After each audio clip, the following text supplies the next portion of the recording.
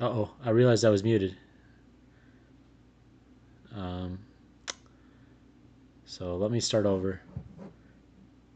Started the whole portion of the first broadcast muted, so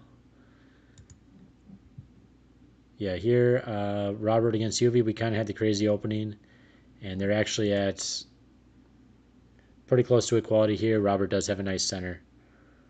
Um, yeah, apologies for the technical difficulties at the start there. Let's take a look at board two. So board two, we have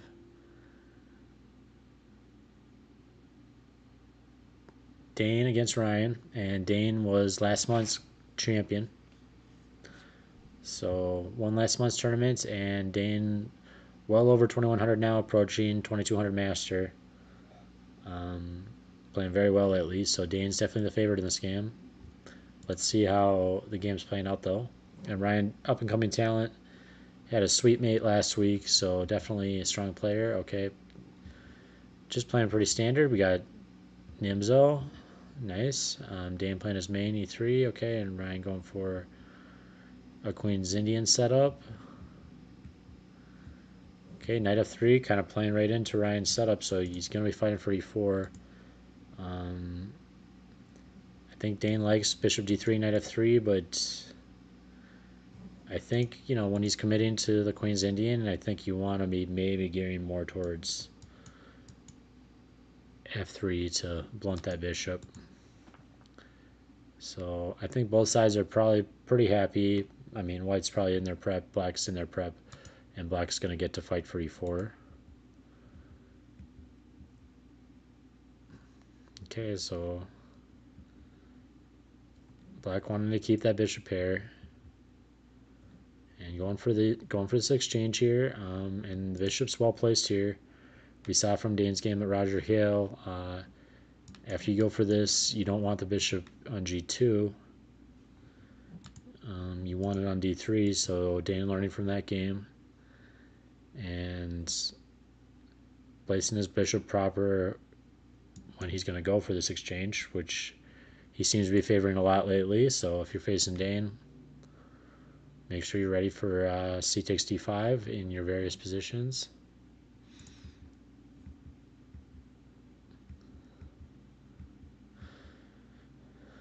Okay, pretty normal. Threatening the fork. Ooh, looking pretty crazy here. I mean,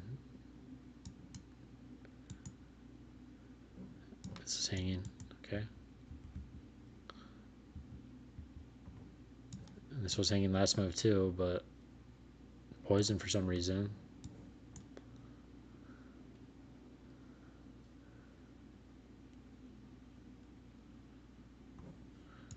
Yeah, this bishop's hanging. Okay. So classical chess going on here. Definitely not playing instant auto moves on either side.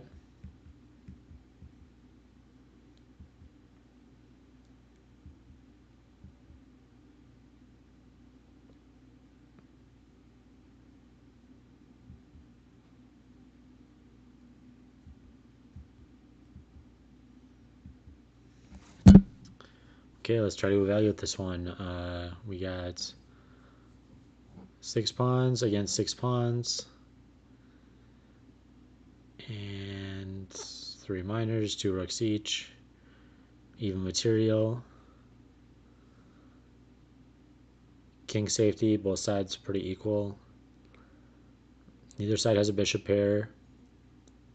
So we got even minors as well. If we compare the rooks, I mean, Black's rooks are probably a little better. This knight is a little blunted by this pawn, so not great. This bishop's staring at pawns on its own colors, so not great. So bishop definitely favoring whites. But Black's going to probably get to use this nice square.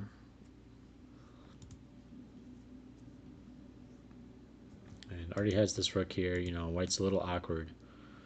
So despite Dane being the favorite here, I'd probably prefer Black. This bishop's blunted. I mean, this bishop is pretty bad. I'm sure this is close to equal. I'm going to say minus 0.5, minus 0.2.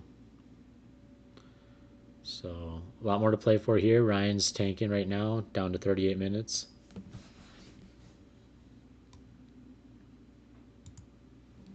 Let's toggle the engine off. Check out board 3. So we got Ezekiel against Nathan, National Master Nathan on board 3. And we got E45. Okay, we got Scotch. Not super familiar with the Scotch. I play C5 myself, so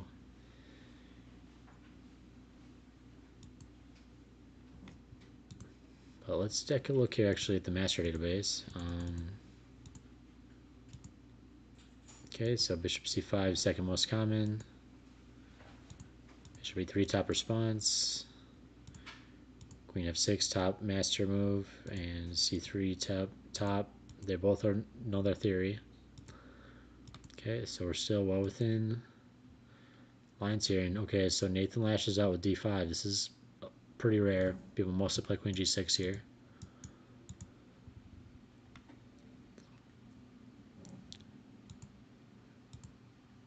But still within master games. Knight D2 also extremely rare, so most masters castling instead of playing Knight D2. But we still got some 2500s playing this way. Can't be too bad.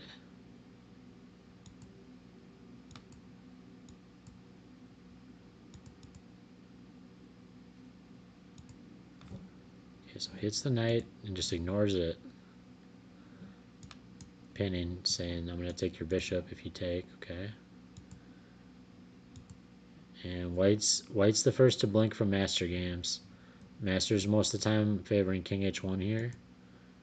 And White just playing H3, looks like preparing potentially G4 or just controlling the square because Knight and Bishop both want to maybe use that. But it's already pretty well controlled by this battery, so. And this bishop, I guess, could be a big problem later. Say you really can't move this knight in tactics because bishop takes bishop check. So I can see why masters are favoring King H1 for sure.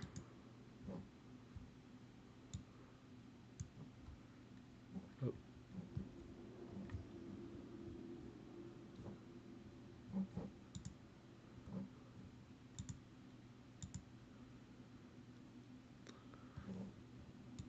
Okay.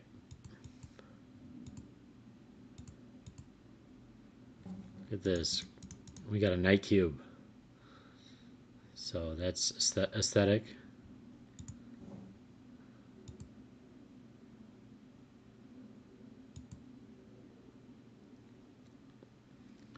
And we still have 4 minors on, kind of totally exploded center. No one has amazing central control. White a little bit better.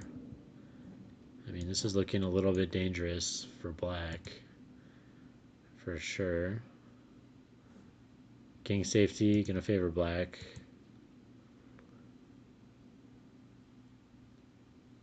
I mean, developments. Pretty close, but favoring white a bit for sure, just because black's probably got to spend some time to get this queen out of danger. Plus, you can imagine this rook being useful just staying on f1, and these rooks are going to want to develop to open files. But both sides have undeveloped secondary bishop.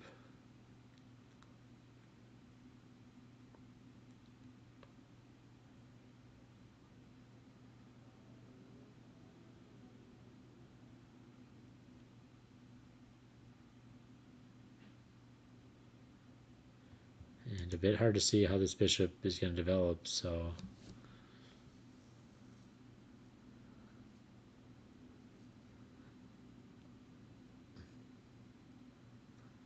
I'm gonna call this plus 0.03 or plus 0.3. Up and minus 0.7, so totally up base there. Black's actually much better here. Doesn't matter that he has this because he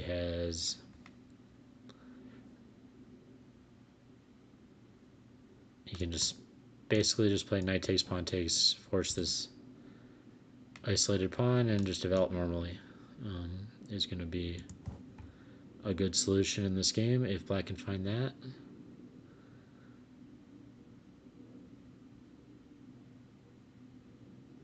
Yeah, no reason not to give your opponent an isolated pawn if up, and he does play that. Because, once you have this IQP, you want to be avoiding minor piece trades, you want to be attacking this king, and that's not what this game is looking like. White has the weaker king, not black, and white has kind of nothing to speak for as far as intensive piece activity that would justify an IQP. So black can kind of play for static advantages at this point. Try to trade pieces and then eventually play against this pawn. Line a battery up against it and push c5 to realize that battery at a certain point. So piece trade is definitely going to favor black at this point, and black's going to be trying to move this towards an endgame and play against the isolated pawn. White going to want to be trying to attack black's king, but hard to imagine at this point. But that's the goal. I would say avoid minor piece trades for white.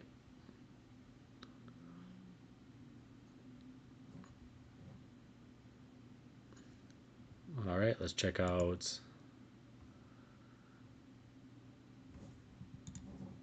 board 4.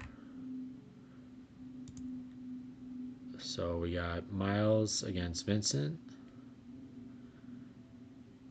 Both pretty strong players that have been putting up some nice games recently in the club.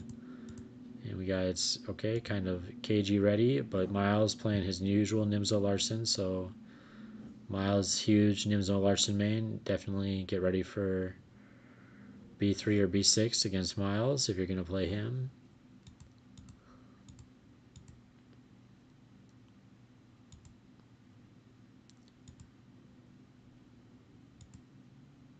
And Bishop G4, okay, big variance from Master Theory here. So Master's pretty heavily favoring just develop the knight slowly here.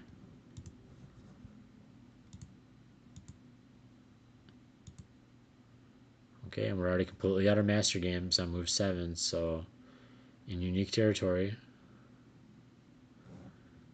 Especially pushing that second pawn, pushing that pawn a second time, he seems kind of slow. Got to keep developing. But we'll see how this plays out. Also conceding this square a bit if he wants to jump in there. We'll see if that happens. Probably will. Yep. Okay, and just pulling this back. I guess preparing to kick this knight, but also looks a bit anti-positional. Just want to keep developing your pieces.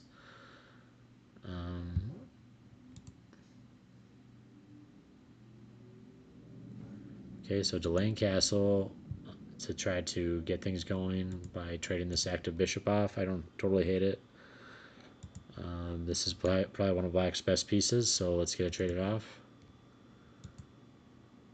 Okay, redeveloping though, and getting ready to recapture in maybe a positional fashion.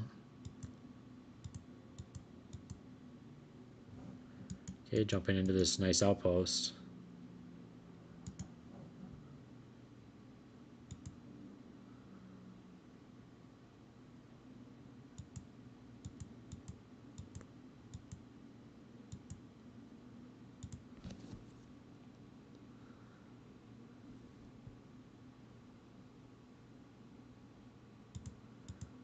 Okay, so interesting.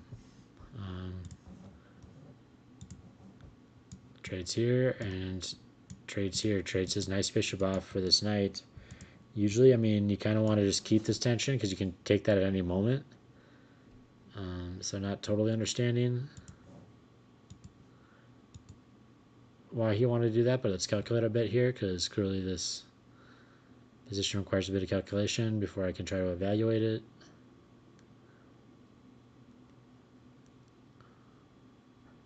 We currently have even material. Okay, so he takes... Okay, let's evaluate what he calculated. So he takes the piece here. He's going to take here. Totally shatters kingside structure. I don't hate that.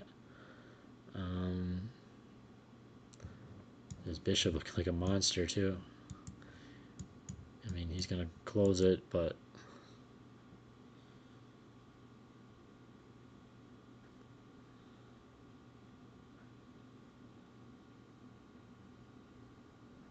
I mean, this has got to be close to winning for white.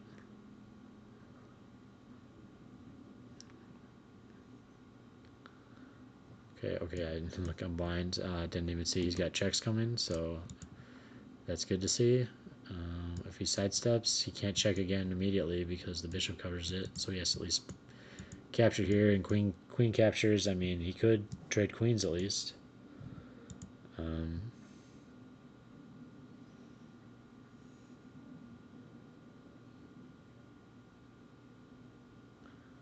But so maybe he wants to step king e1 at some point because avoids all the queen d3 check nonsense, but also disconnects your rooks.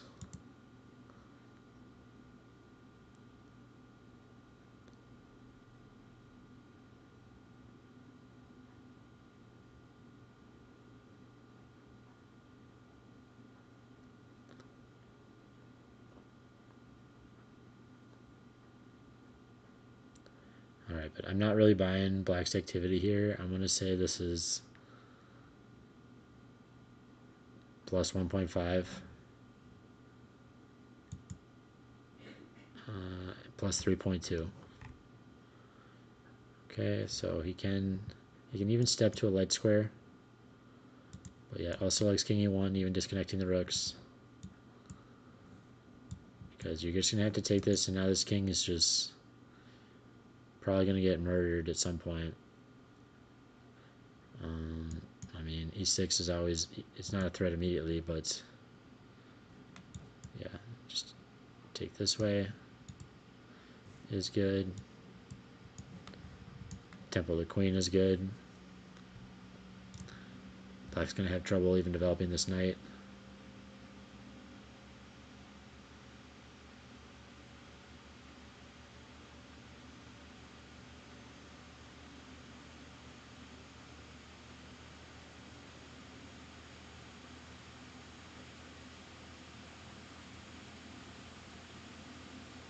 So yeah, we'll see how this plays out, but definitely looking very good for white right now. Alright, so let's check out Eddie against Norm. Toggle the engine off here. And Norm starting out, Norm Stonewall player, so playing knight f3, not going to get f4 in, and plays normal Stonewall. So Norm going for more main lines here. Anti-Nimzo. And Eddie just going for a usual Slav structure. Okay. Get nice e-takes, unleashing this bishop. And we're kind of already out of master theory. Master is definitely not preferring a3 here. They like bishop g5, queen c, bishop g5, queen c2, and bishop f4. So a3 a bit unnecessary, just because I don't think this pin is much of a threat after this exchange, it looks like, according to Masters.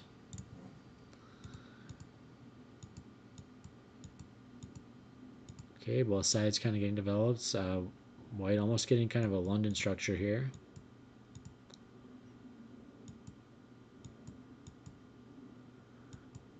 And we're just going to have a maneuvering game. Eddie actually ahead on the clock, so time trouble addict, but outpacing Norm so far. Eddie, by the way, pretty heavy rating favor in this game. Eddie's an expert, and Norm is maybe about 1650.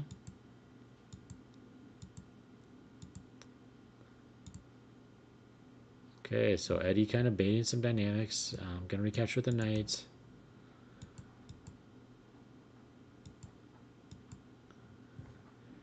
And dust settled here. 1, 2, 3, 4, 5, 6. Equal pawns. 3 minors each. Neither side has a bishop pair. Black's got a pretty sweet rook on this open file that you can see very active and useful. This knight pretty bad, but also this knight's pretty bad. This bishop's pretty good. This bishop looks good, but yeah, it's good. So nothing special, I think, for either side here.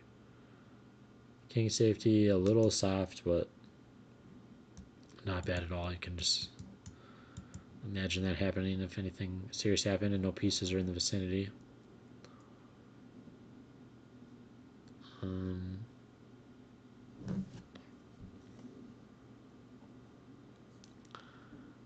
But this looks a little weak.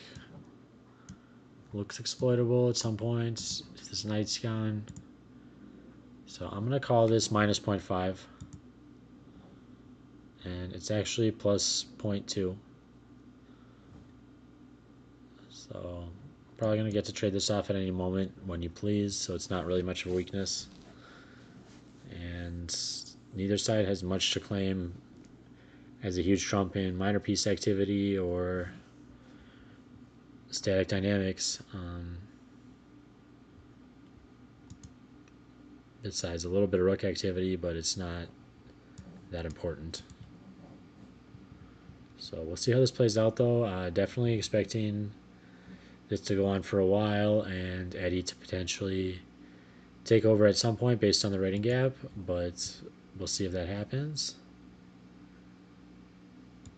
And okay, in the open section we have National Master Nathan Hoover playing a second board. So looks like we had an odd number of players in the open section, and so sometimes Nathan will play 2 boards just to make sure everyone gets a game. And so Nathan playing the main section and playing the open section, but looks like this game already totally concluded. And so huge rating gap here. Kai, definitely up and coming young player. Yuvi, his father, is playing in Premier section on board 1 against Robert, and we'll get back to that game soon. But Kai, up and coming junior player, and a lot lower rated than Nathan, so not totally shocking that Nathan took this game. But let's see what happens. So we got ourselves in Accelerated Dragon. Okay, going for the Roxy. Nathan going to try to take it positional. Definitely the way I like to play as well against Accelerated Dragon, but he wants to keep the minors on the board, prevent knight takes d4, and potentially get Kai into some new territory. So this is just an ambitious way to play Meraxi as white. You play knight c2 to avoid a minor piece trade since you have a nice space advantage. And sometimes, you're going to come back one of these ways to bring the knight back into the game. Okay, so b6, a bit interesting. So b6 not totally typical on how you would play Meraxi black. Usually seeing moves like bishop b6, a6, queen a5, rook fc8. And white's going to be playing moves like b3 to secure this pawn, potentially f3 or f4, bishop b3, queen d2. Probably these first, but on occasion h3. But definitely since black's playing b6, they're kind of showing they're going to be playing for bishop b7. So now as white, you're probably going to want to favor an f3 plan more than an f4 plan. Just really create this sweet chain and blunt this whole diagonal and say, what are you doing?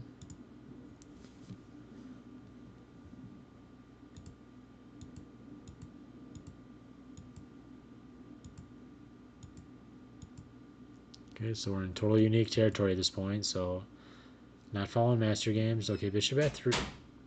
Bit interesting. Just kind of threatening a one-move cheapo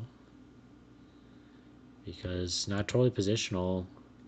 It's not bad either. What's this bishop going to do? It's kind of staring at this own pawn chain and stuff. But you could just kind of try to clamp down on that bishop with f3.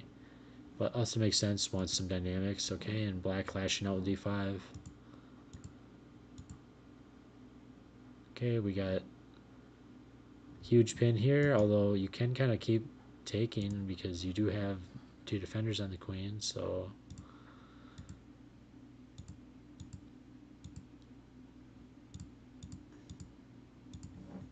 okay, going for the fork, but just hangs the bishop with tempo on the rook, so probably not ideal here,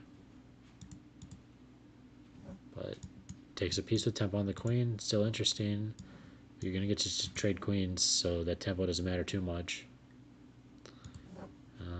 He actually just takes this way with still tempo on the queen. Okay. And okay, lines up this pin. Rook's still attacked. So it doesn't even bother taking the exchange. Pretty brutal. Nice calculation, but also this bishop was zoned on the queen, so it makes perfect sense.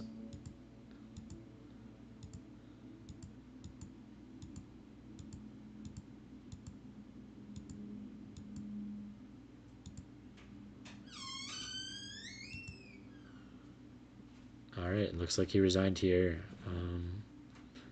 About to lose this knight, so yeah, let's just count the material here. If he takes,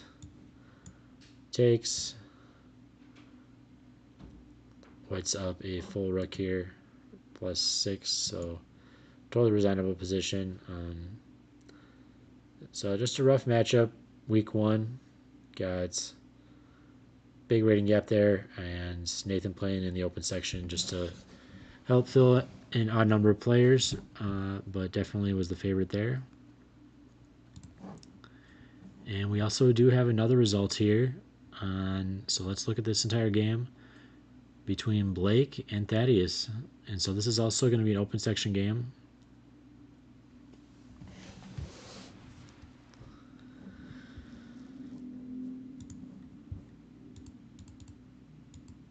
Okay, we've got kind of knight f3, e3, so headed towards the Kale maybe. Pretty strange system by white. I don't mind a Queen's Indian, especially because white's already committed knight f3, so they're going to get some nice control over e4, maybe get a knight e4, f5 jump in later.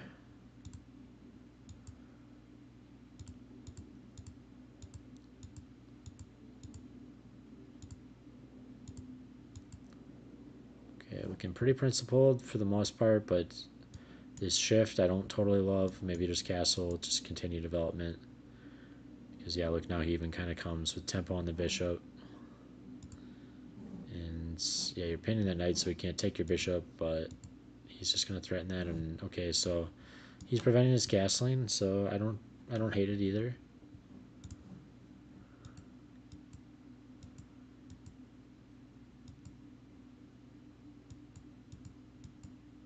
Okay, a bit interesting there.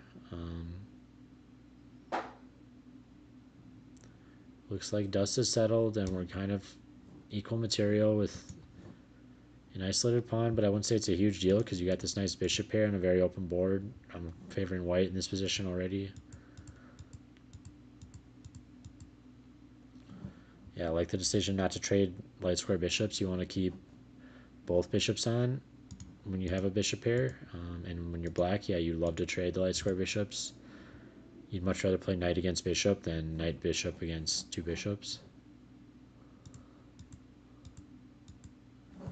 Plus, this controls this nice square you can play for the c-file now, and black's going to have a lot of trouble competing for it. And so white's just kind of showing he's got that concept. So white's looking not too bad here at all. but we saw that Thaddeus took this over later. So it takes the C file. Okay. And yeah, we just end up trading everything off. So okay, we have just bishops against knight bishop. Definitely favoring white. Yep, especially now that he can grab that pawn and then potentially grab these pawns. I guess you can get trapped though, maybe, because bishop's gonna defend. Yep. So I like it on first glance, but yeah, it's you gotta blunder check that because now even knight back, yep. It's just okay, so just got a piece trapped. So I kinda liked it at first glance, thinking maybe you can like do this, but even just this is very simple. Covers both. But also, yeah, I mean, you can take this maybe. Um, yeah, so h4 was a bit naive. He needed to at least go for this, but then he's probably going to come back and defend. And then come back. So really needed to calculate that out before playing bishop takes h7. So Blake was really having a pretty nice game here up till Fischer actually made this mistake himself. Bishop takes h2, infamous against Spassky.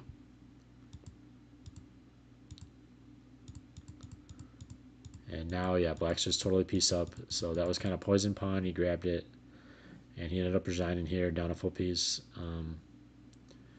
So not bad. I saw it at first glance. I thought it was a good move too, but one of those scenarios you always got to just double, triple, quadruple check that your bishop's not getting trapped before grabbing one of those pawns.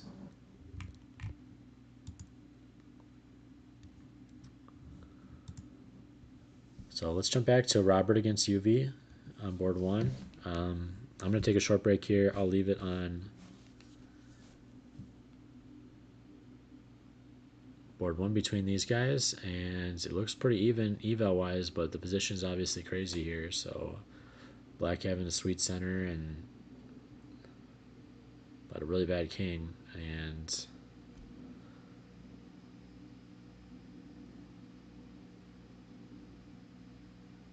looks like White can play knight d2 or knight a3 here. Um, Black's probably going to clamp down with a6. Yeah, interesting. So I'll leave it on this board for now. Um, also, can't ignore those clocks. UV's time ticking down, almost 20 minutes.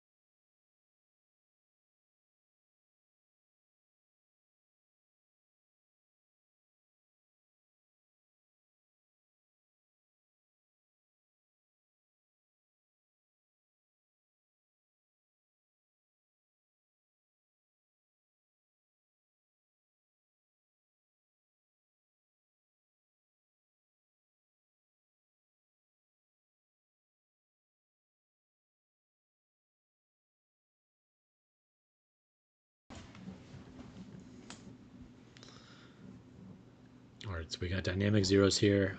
Let's jump to board 2.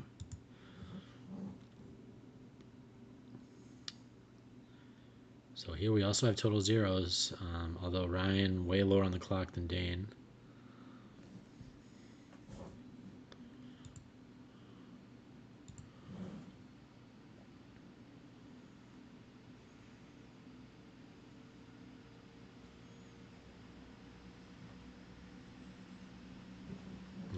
This protected passer is pretty nice though, protecting, controlling some nice squares in the board, vicinity of the board they're playing in.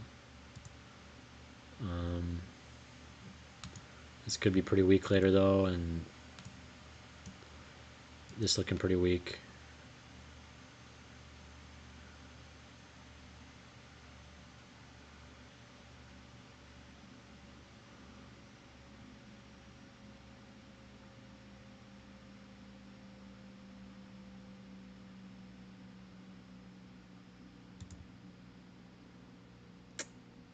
So, but yeah, engine staying zeros. So if neither side goes crazy, neither side has a major defect in their position.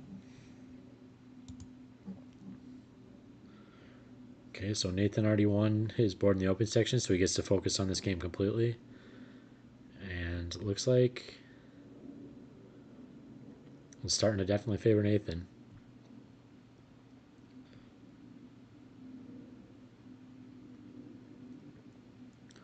So still equal material, but his pieces are very well placed, it looks like.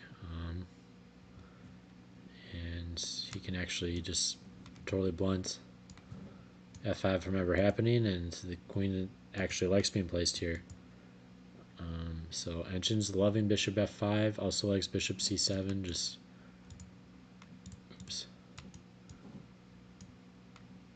Zoning on this king h2. I guess we saw last week king h2 was a big problem for Thomas, national master, playing against Eddie Wasserman. And king h2 here as well is potentially a problem with this dark square bishop. Totally, in that case, it would be totally outclassing this bishop, not only staring at its own pawn, but kind of out of play and defensive against a nice attacking bishop for black.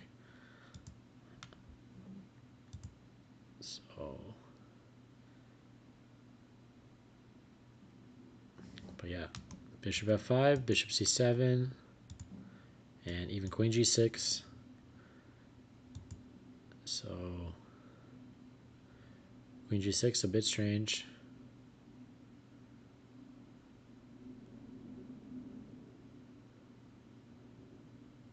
I would definitely prefer one of the bishop moves myself.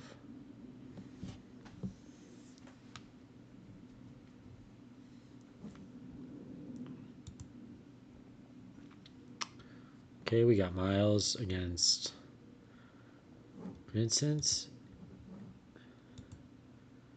And okay, here we had some kind of crazy dynamics. Yep, but he just queen checks, and he's going to start taking advantage of this really weak king at this point. And so, yep, he's just going to swing the rook into the attack. This rook can come here, this queen can come here, and this queen can come in for checkmate. Is one idea.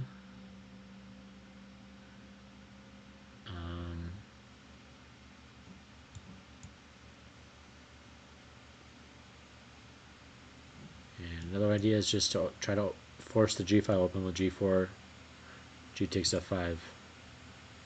So that's what the engine likes best here. And I actually like that best here as well.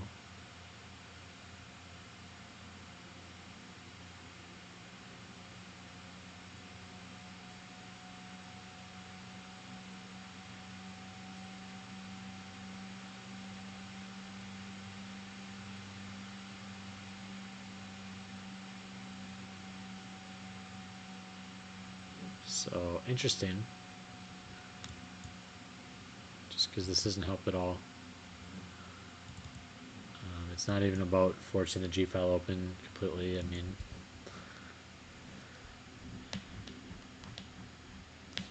because queen could still slide in this way. So starting to look pretty brutal for Vincent here, and Miles pretty much going to exploit this weak king, and we'll see. But yeah, he did find the best move here, queen e6.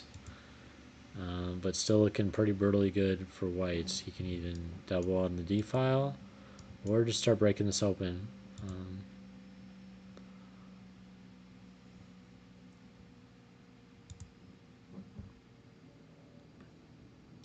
Wow, shocking development here. So Norm against Eddie.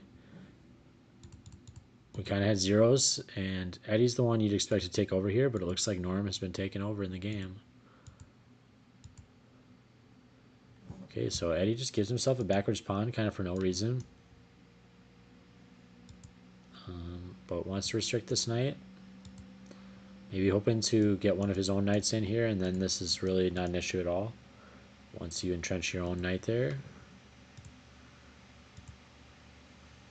Yep, okay, so he wants to bring this knight there. Okay, but Norm just trading that off, saying you're not going to get your Pillsbury knight. Maybe you can bring the other one there, though.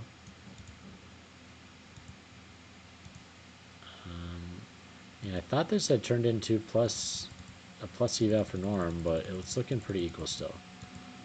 Okay, oh, yep. So actually here, Norm missed a huge chance. The engine points out. He played bishop takes d6, but he could have played rook takes, queen takes, and knight takes d5. Wow.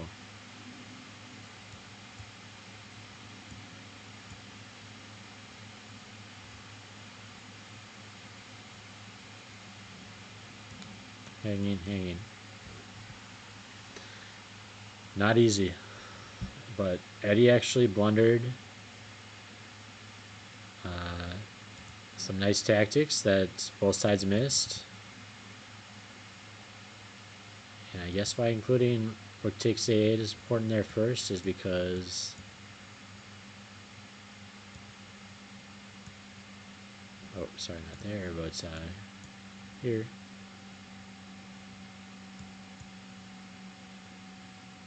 Is now they can play just queen c8, and you don't have time for rook takes, and you don't have time for taking here or here.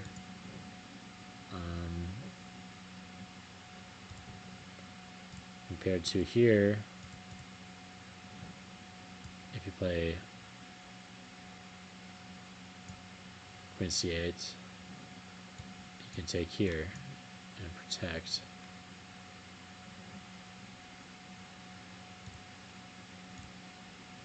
But here, your queen's on c6, so the bishop can't protect. So yeah, not easy. But interesting that higher player actually blundered some tactics that both sides missed.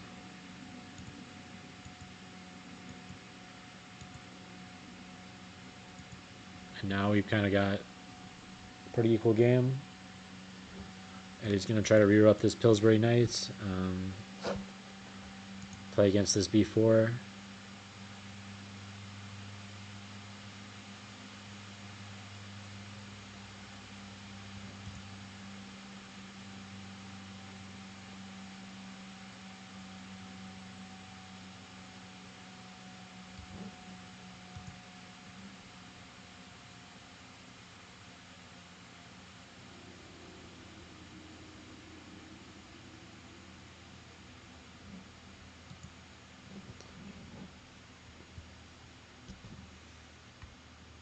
All right, so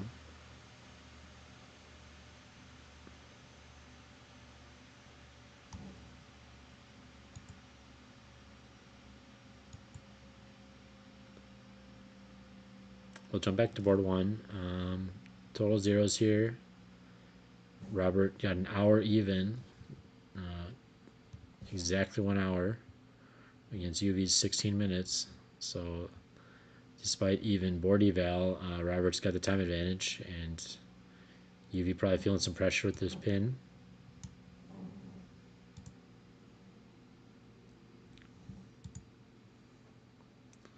So yeah, despite his zeros, I'm totally preferring black here.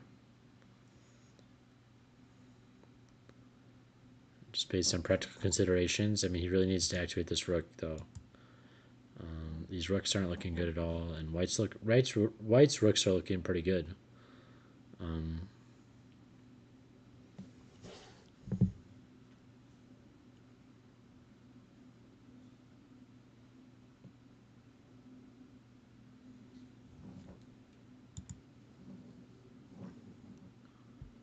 All right, board 2. No huge developments.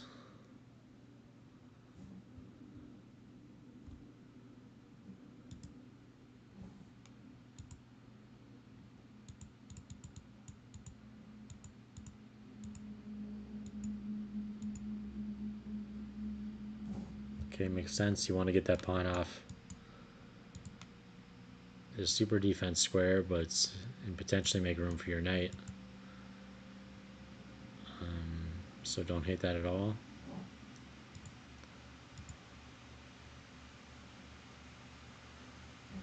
Okay, this rook was kind of passive, doing nothing, and this rook is super active, so could be a nice trade, but he wants to just double on the file, makes sense.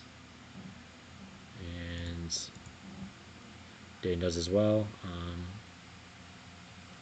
Everything here is making a lot of sense, and I don't see either side having a ton to play for here.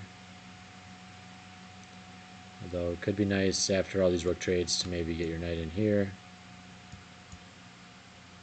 Advanced position, plus you're kind of threatening this pawn. So I see, the fair result here would be a draw, but especially given Ryan's got 9 minutes and Dane is a lot more experienced, I would say White's got some practical chances here.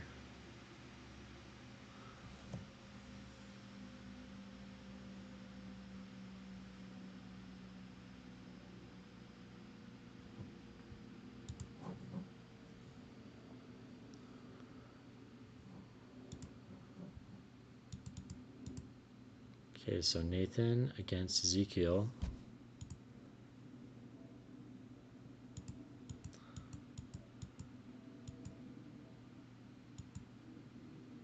Okay, Nathan did find bishop f5. Nice, that was the best move in the position, so showing why he's a national master. Okay, g4, and yeah, that's actually totally winning.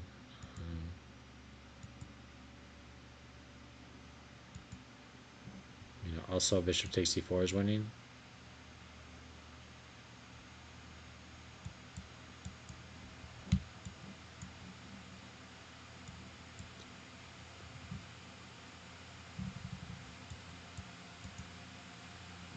So a big sore point here. But he hits the queen, kicks it off, and now that's knight is just hanging. Okay, and when he takes here,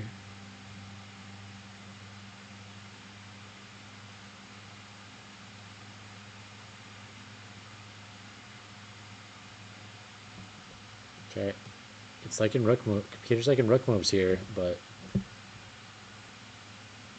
you can imagine him also being tempted by bishop c7.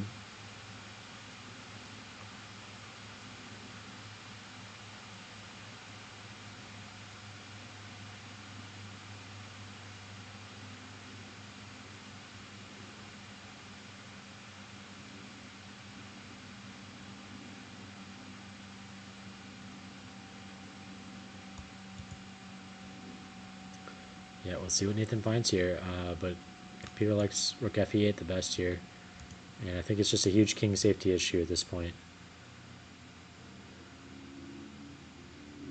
But interesting dynamic here, just letting this bishop stare this queen the whole game, and it actually being great for black is pretty interesting.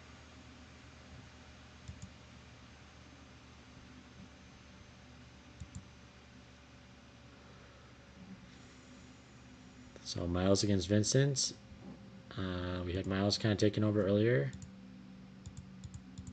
because of this weak king safety and kind of coming in for a nice attack, but Vincent's starting to find the nicest defensive moves, queen e6.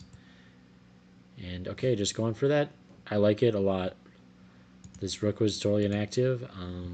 You'd love to, just go mate this king or try to. So I like g4 as well. That was the best move in the position, but this is kind of second best and makes the most practical sense logically. Like, let's get this last piece developed.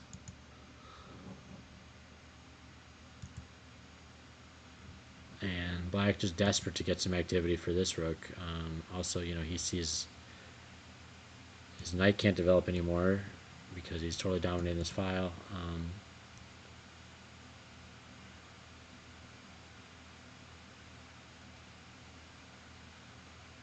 But a5 makes a ton of sense strategic, for black in this position, but it's a bit too little too late. He's totally undeveloped and his king is shattered.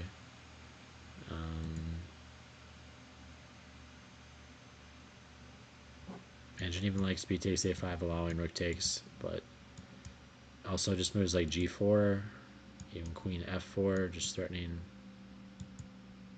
to come in later. Queen f4, a bit strange.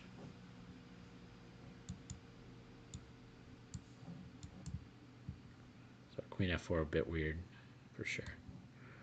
But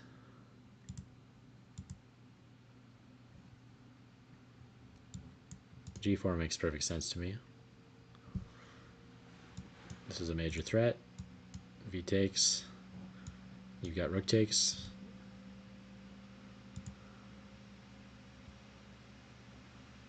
And the attack continues.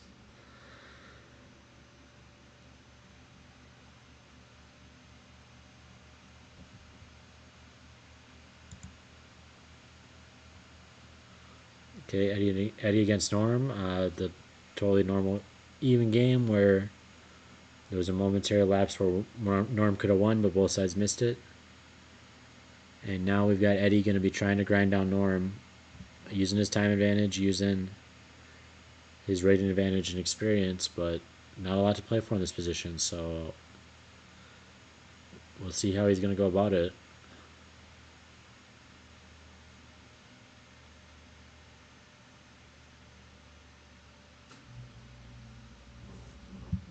Yeah, it doesn't look like we're actually going to get the FM on tonight, so hopefully we'll get him on next week. So it looks like he had a bit of a conflict last minute, but we will be hopefully getting him on next week and going forward. So very strong player, over 2,300 rated, and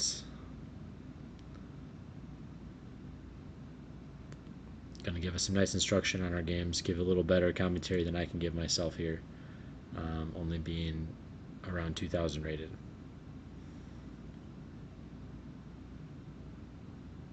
But we'll leave it on this game for the moment, and I'm going to step away, and I'll be right back.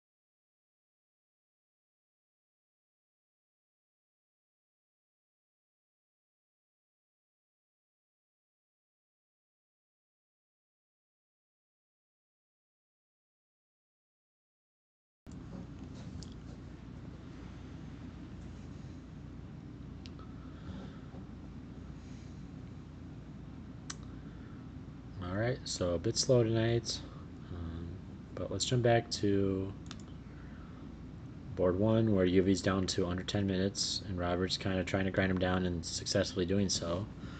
So here we've got some major developments. Okay, so rook e3, attacking the rook.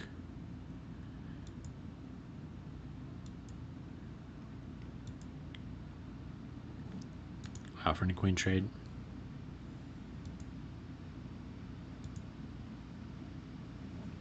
And this was a major blunder. Okay, so major blunder here, b3. Computer liked g takes f5, only move. So definitely not easy. But b3, now Robert has a nice move. Knight e3, totally crazy.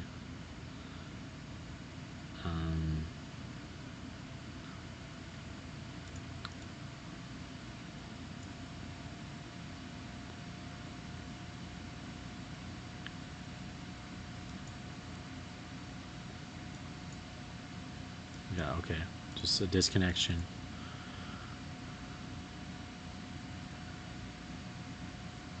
Interesting. So if you're relying on the rook to defend the queen, you can have these tactics like knight e3, where f takes is just poison. And then now this knight's just a total monster when this becomes poison tactically. If you trade queens first, trying to take the knight afterwards, then you're hitting the rook.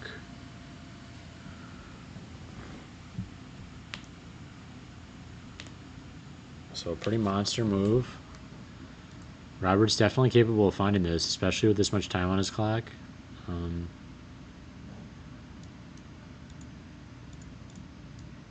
Knight e3. This could be an awesome way to see a decisive result on board 1, if Robert can find that.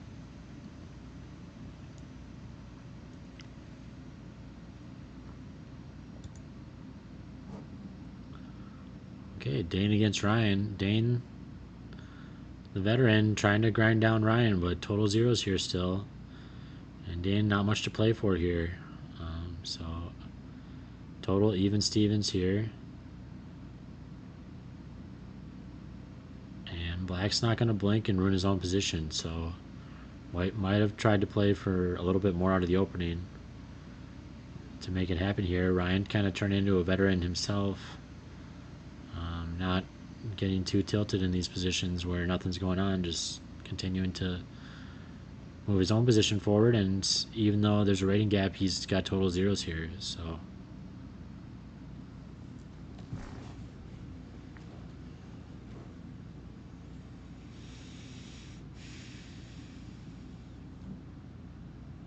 but time advantage is definitely in Dane's favor, even despite the zeros.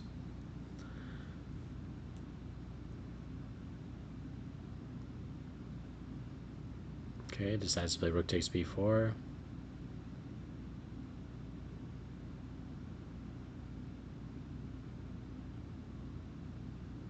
Makes a lot of sense, considering you have to recapture. And now Dane, okay, playing rook b2 and actually giving Ryan a bit of a chance to take over here, just snapping that bishop. Because, yeah, this bishop is pretty nice, attacking this weakness, outclassing its counterpart.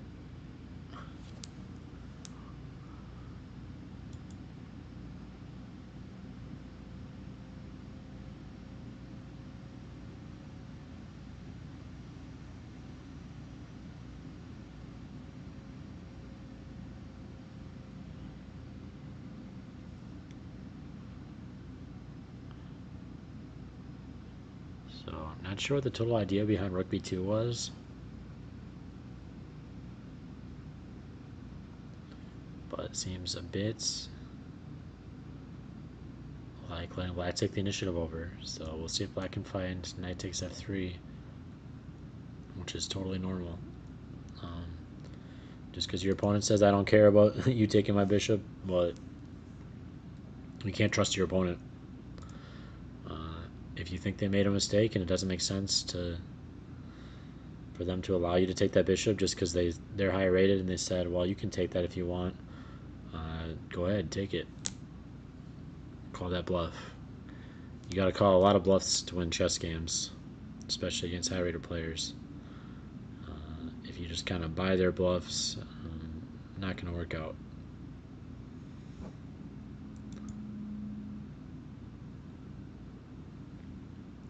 Okay, so Nathan continuing to take over this game with his kind of queen h6 strategy. But getting those rooks developed, and looks like he did find some of the best moves in the position here. Yeah, just getting those rooks developed. And I doubt either player kind of realizes how dominant this is for black, because it doesn't. If I turn this bar off, I wouldn't think. You just count equal material. Yeah, the king safety is a bit of a difference, but they both have bishop pairs. But each turn the engine on is minus 2.3 here on the top 3 lines. So it looks like white has some serious defects here that I'm not totally able to articulate why it's so bad. But probably mostly king safety. And also, these rooks are already well placed, and this rook is not.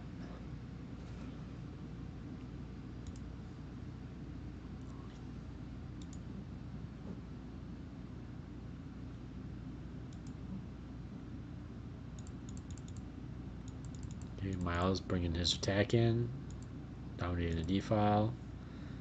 And actually, Engine hated king f1, even though it's just kind of chill. Get that king back to safety. I'm already dominating the d-file. Why not? But this is actually conceding the advantage. Engine wanted b takes a5 or immediate g4. So chess is cruel. Okay, and black finds the best move. Gets some nice activity for his rook.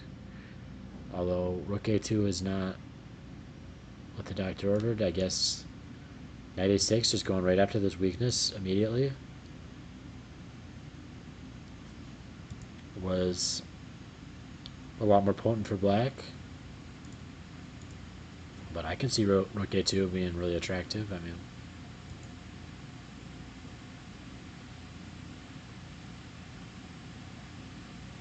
and now white has to move e4. Okay. Just X-ray defending the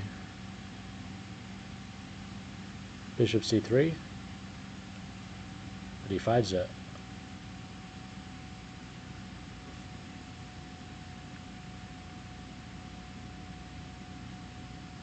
And just takes, and you're just continuing to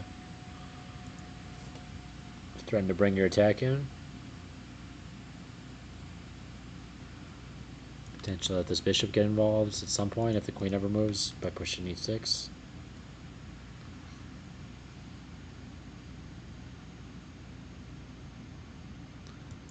So deck's definitely building for Miles, especially since he found a nice move e4 here. X-ray defending the bishop and continuing the attack.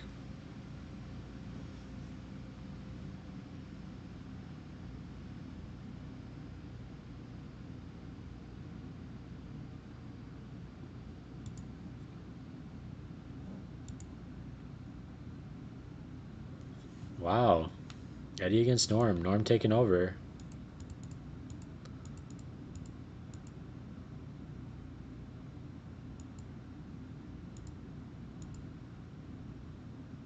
Okay, so big positional blunder here by Eddie.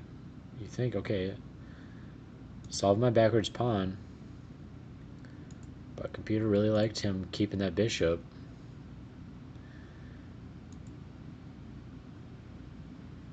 Yeah, you think, how could this be so wrong? But now I guess white dominates the A file. And white is actually +2 here. So Norm finding the best move in the position. Doesn't care about this Pillsbury Knight. And he's going to come in with rook a7 next.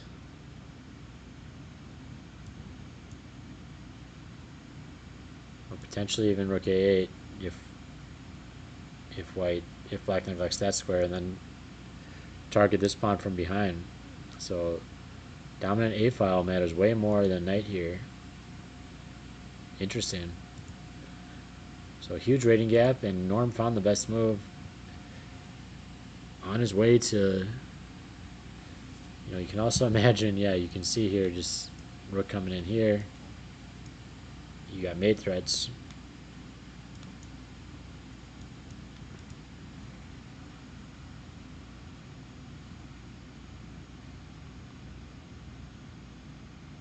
So pretty shocking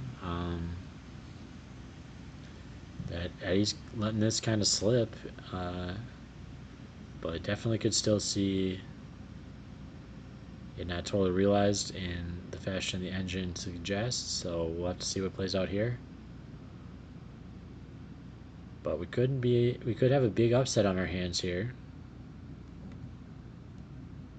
I know Eddie's got a pretty nice lifetime score against Norm, so Norm probably looking to strike back.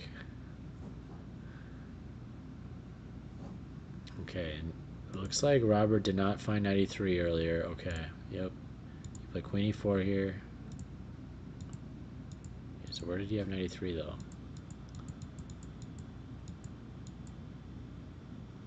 Yeah, 93 here. Yep. Okay, so he traded queens. So unfortunately, Robert didn't find his super winning blow, 93.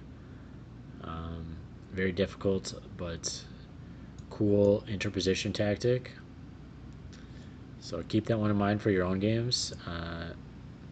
If you see a queen supported by a rook, look to interpose, because Robert could have actually taken this game with that move, but he ended up trading queens.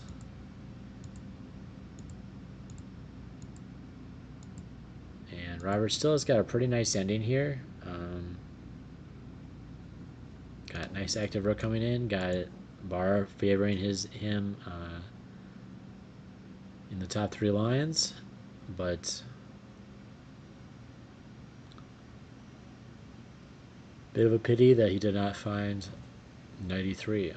I definitely would not have found that myself, but maybe I will in the future now that I've seen this game.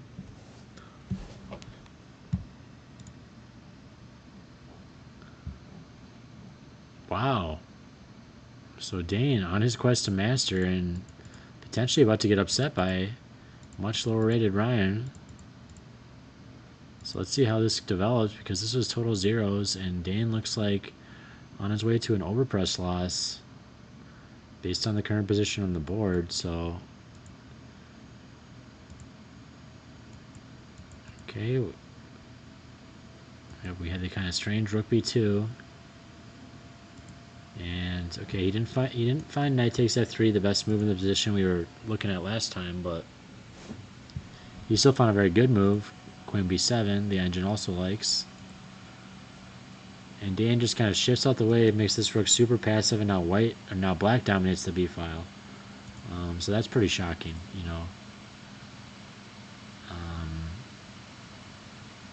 It looks like just coming back this way and letting the knights defend was ideal. So not an easy position to play at this point. I think rook b2 earlier was a step in the wrong direction. And now he decides to snap the bishop, okay, and jump in. And if he trades here, yeah, you can't anymore, because now you have back rank mate threats. So this knight is a lot more restricted after you snap this bishop. This knight becomes a monster. You can't deal with it anymore, because this knight's overloaded, needs to deal with this square as well.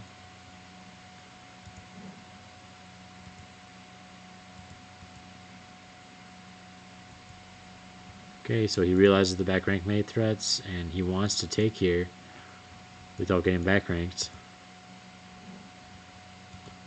But now black can take himself, kind of put him off kilter, and yep, plays the best move in the position, rook b3. Okay, engine does like c3. It likes rook b1 check best. But C3 also pretty strong here. And black's starting to get their own initiative, but this could turn if this pawn ever falls. So definitely still have a game on our hands here.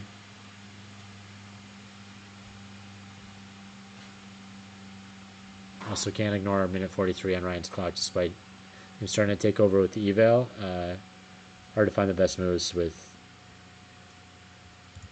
getting close to playing an increment.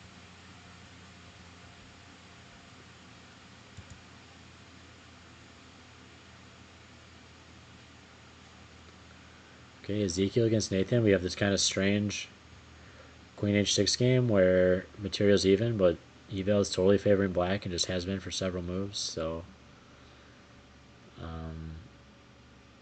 king safety issue, development issue of these rooks. But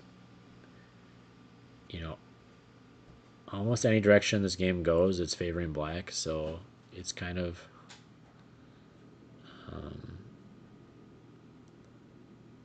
interesting position where it's not optically totally obvious, but okay, so he's starting to get some rook activity here, and now you definitely can't push here because you'll just take.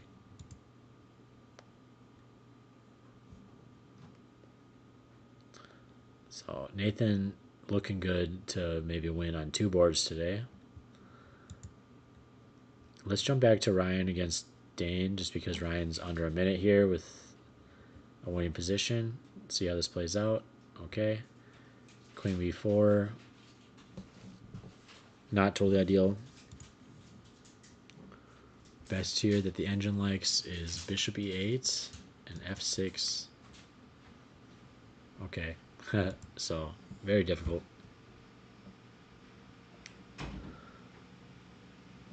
Neither are making tons of sense. Just solving backrank issues, you're clearly going to run into some backrank issues later in various variations. So queen b4, a lot more human move, and Dane kind of counterattacking that back rank. He's probably going to want to solve that with a pawn move, especially getting close to playing on a minute.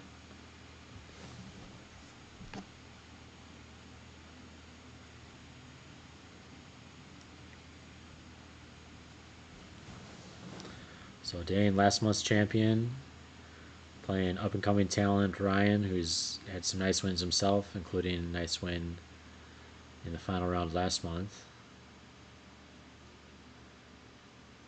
And Ryan actually getting a pretty awesome position against such a strong player like Dane, with super dangerous passer here, but almost no time to work with to make it happen.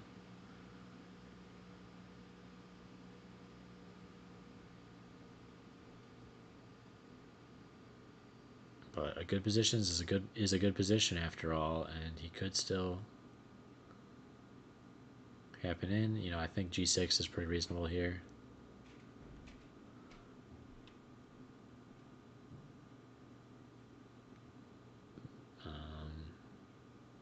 I mean, actually, it wasn't really, because you'd be dropping the bishop to queen c8 check, but that's what the engine liked. And bishop e7 making sense. He's covering queen c8 check, but engine didn't totally love that. Yep, and knight g5. Now Dane's bringing his own counterattack in, so position's starting to really like Dane now with the queen and knight attacking. Just usual motif. I mean, he's attacking 2 squares here, hard to deal with. So very back and forth finish here. Yeah, wow. So bishop e7 actually was a blunder, and knight g5 is now winning for white, but ooh, and yep, f6. Okay, he's playing on almost no time. Dane's gonna find the mate here. So brutal game for Ryan. Very well played, and actually was totally taken over in eval towards the end, but was playing on total increment. And kind of let black or white just kind of take over with a nice quick counterattack with queen f5, knight g5. Yep, and looks like here, yep, we're seeing it play out. We got mate on the board. So Dane's showing why he's so strong and actually not getting deflected on his path towards master because he's getting pretty high rated at this point, and a loss to a low rated player would have hurt, but he made it happen in the end. Unfortunate for Ryan, but very well played, and can totally see playing a move like bishop b7 on increment.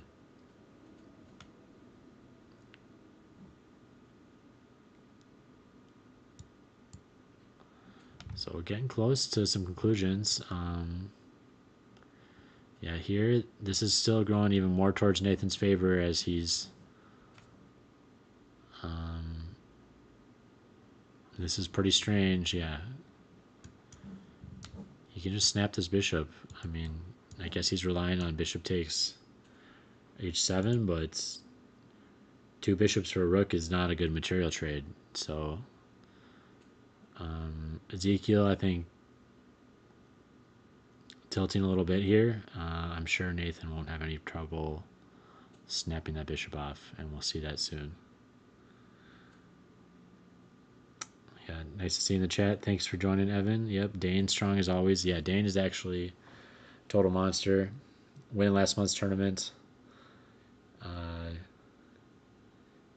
Beating Connor.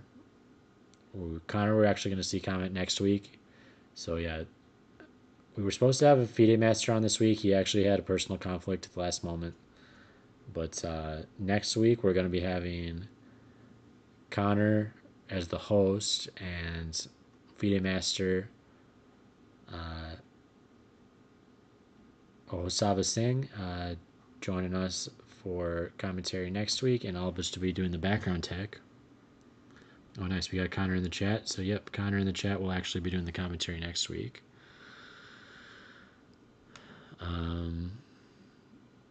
Yeah, we'll have to analyze this one. This one's kind of interesting because he just let this bishop oppose this queen the whole time, and it was pretty even material the whole time up until this point. But the eval was just super favoring black the whole time.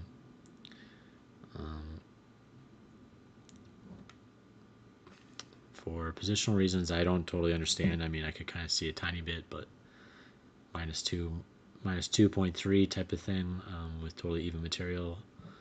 This was definitely one to analyze, to if you can unlock those positional secrets to, you know, get -2.3 evals in your own games with totally equal material. That's a great way to win classical games.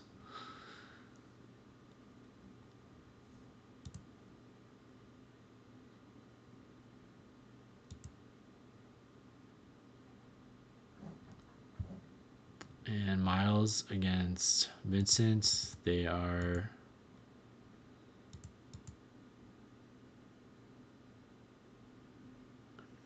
Okay, very nice. Rook d8 was only move here, and Miles found it. So using his time well here, actually used 7 minutes to find Rook d8.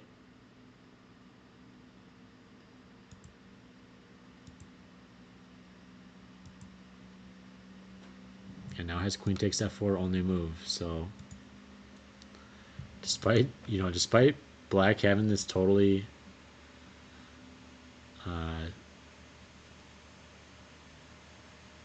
badly placed king, white's still having to find total only moves to close this game out.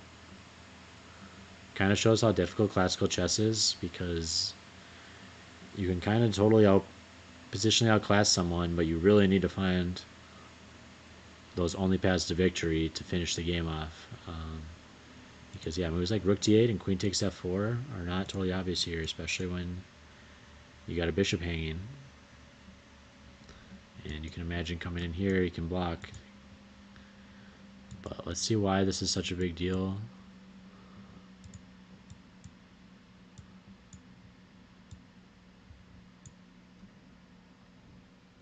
Not easy. Those were only moves, by the way, for white. So, not exactly expecting Miles to find these just because it's so difficult, but maybe he will. He did already find Rook D8, which was the best move. And Black might not also play the best defensive moves, even if he doesn't find the best offensive moves.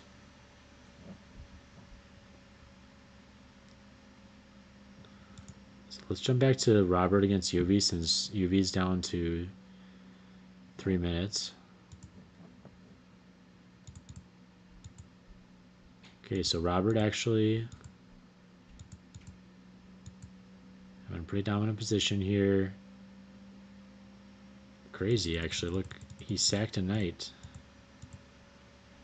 Okay, so they traded queens.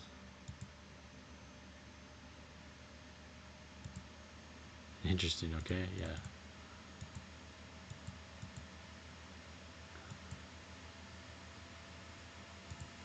So I guess he didn't have much of a choice. Yeah, he was under attack on pre, and he just checked with it.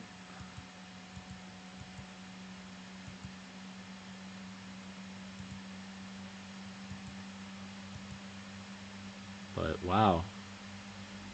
So the dust is settled, and UV's actually up a piece for 2 pawns, but the eval actually favors black. So it's like in the passers here, especially this one.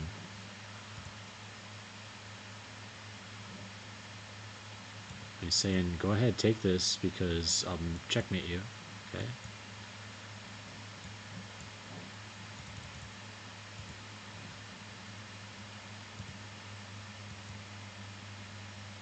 Okay, so getting rid of the mate threats so he can try to take on d4 now. It's just saying, okay, now that I'm not going to checkmate you, I guess I finally will push my glorious passer. I can't get rid of that guy. That's my best chance here.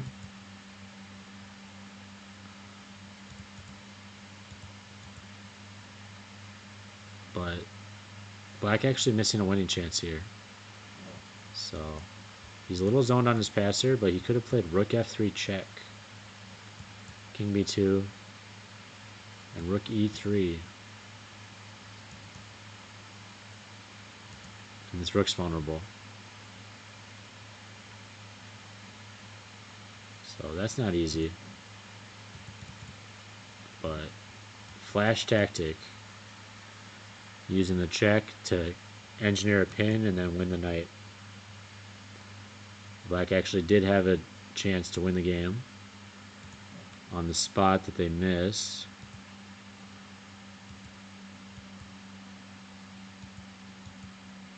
But playing some pretty logical moves, you might see a blitz game. And also, yeah, UV is basically playing blitz at this point. But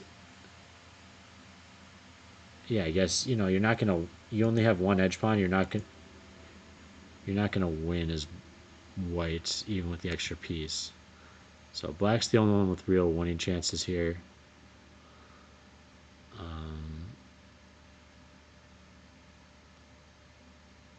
But they don't look totally awesome. Guess this must have a defect. Yep, just obvious.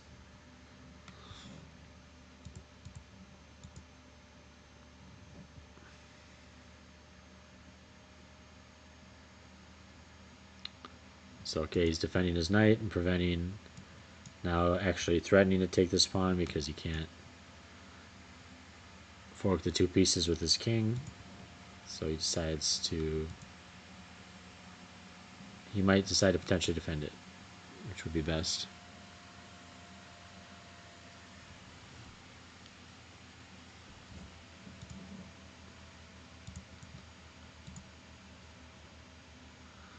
Just leave this here, see if any new updates happen, considering, I mean, Robert is thinking now. He does have 45 minutes to think, but UV is down to 2 minutes.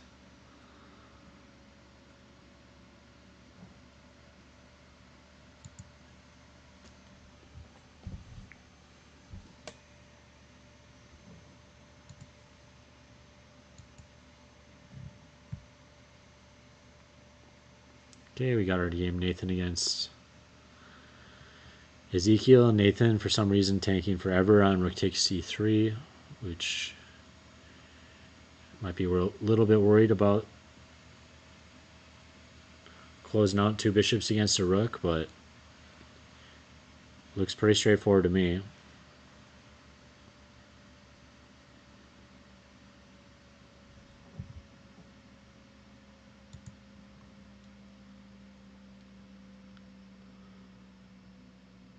Miles against Vincent.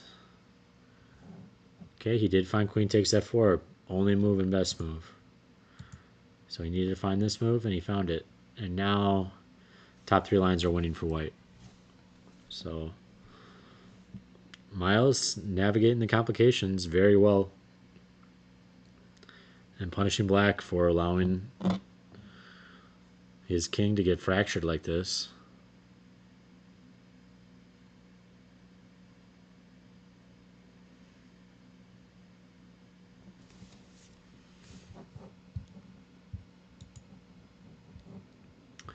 Norm against Eddie. So Norm, the usual house player, who's I think it's of as pretty casual, but he's outclassing 2,000 plus expert Eddie here. And yeah, just coming in. Piece is getting extremely active. Norm putting the pressure on Eddie. Okay, wow. And actually missed it. He played rook a8 check here. Norm actually had a lethal tactic in this position. He could have played rook takes c7 check, queen takes, queen check, king, and just take this pawn. So Norm already having lethal tactics in his position he's missing, but still pretty impressive to get this type of position against Eddie. Okay, check, check. And now it's just a bit worse because not getting queen a8 check in the end and picking up c6. But this position is still plus 2.3 for Norm, with this knight coming in to a beautiful outpost, attacking the weakness. This knight is actually doing nothing, despite being kind of nicely placed optically. And yeah, this pawn is probably going to be just a decisive weakness in this game.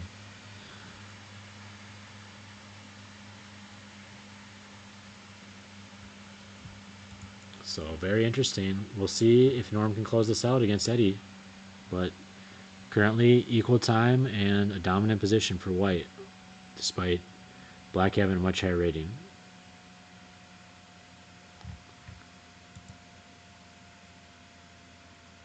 Okay, and back on this board, Robert's winning again. So it makes sense. Yuvi's playing on increment, but okay, 94 check was a blunder. Because now I guess these pawns are rolling and you can't stop them. So this looks like one of those positions where black was probably going to take over anyways, because how are you going to stop these connected passers unless you play perfectly? Because as soon as black gets a little bit of spare time, they just start rolling those and your pieces can't stop them. But looks like computer like knight a4 check here. And going for this pawn immediately. Forcing this forward. Not obvious. Okay. But here he can't actually attack this pawn, so he has to just blockade it, but now he's getting really passive with his piece, and he's not picking any of these pawns up with expediency, which he needs to always win some of these pawns so he can maybe sack his piece for the last pawns. Because if black can keep all his current pawns plus get his connected passers rolling, the pawns are going to dominate, and it looks like we're on our way to that result, because white is starting to get super passive, and top 3 moves here are all -4, -3, -3.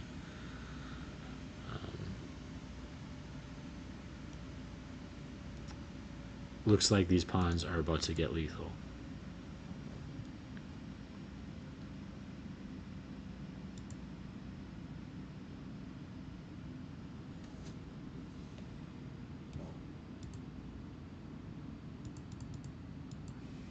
Okay. And Dane, it looks like Nathan actually, yep, he decided not to take.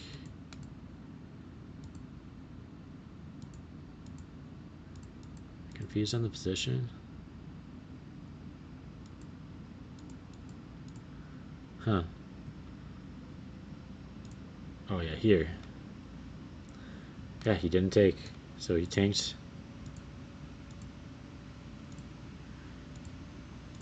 Tanked from 21 down to 9 and played bishop c7, which is still actually amazing for black. But I'm pretty shocked that in this position, with this amount of time, you don't just go for 2 bishops against a rook and bank your time and use that time to convert that ending. But Nathan just going for glory here, just going bishop c7, not even taking that bishop, and still got a dominant position here.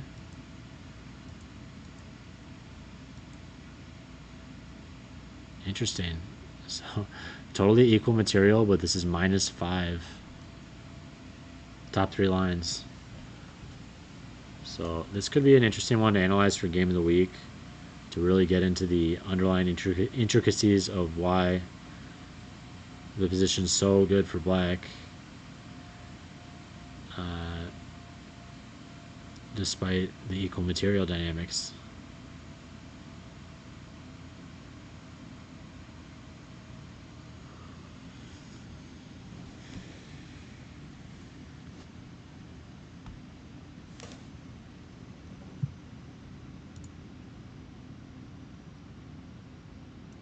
Okay, no updates here. Miles put the best move, queen takes f4, and Vincent is searching for defenses, but his position is starting to collapse.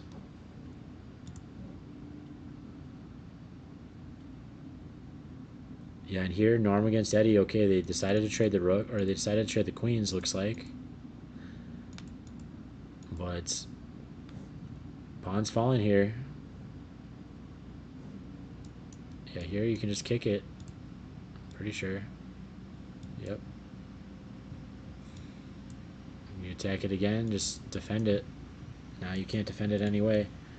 So Eddie about to enter a totally losing knight and pawn endgame, because he's going to drop this pawn, and knight endgames are basically like pawn endgames. Just if you imagine taking the knights off the board, who's going to win the pawn endgame? That's usually who's going to win the knight and pawn endgame. And yeah, clearly with an extra connected pass pawn. Protected pass pawn. Excuse me. Norm on his way to big upset over Eddie. Very nice.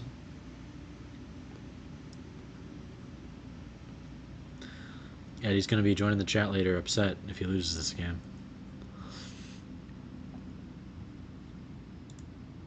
All right, Robert against Yuvi, down to seconds for Yuvi, and Robert getting a dominant position here. We might be able to start moving quickly, so let's leave it on this board for the moment.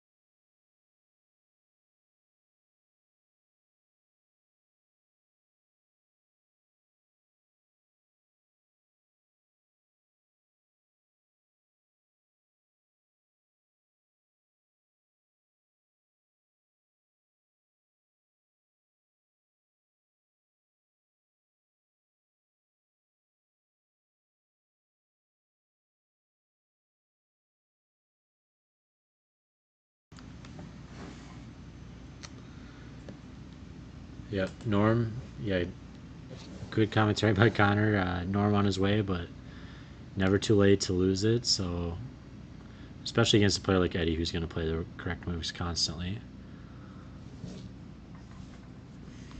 Well, let's see what happens here. Okay, Robert on his way to escorting his deep pawns deep. So G2 makes perfect sense next here. I'm sure that's what we'll probably see on the board.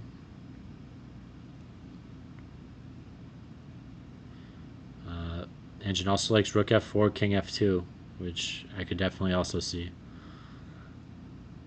Because, yeah, how are you stopping that pawn just from going to victory with the King escort?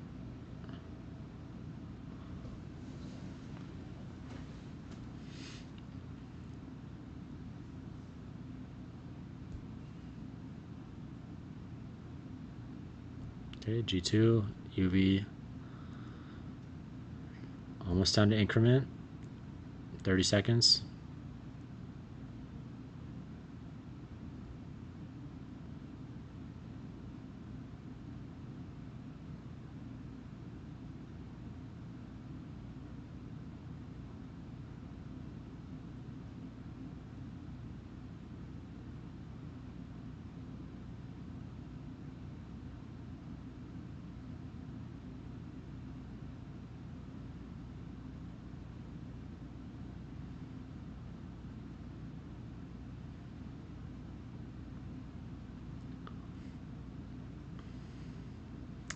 Alright, King C4, not helping things too much.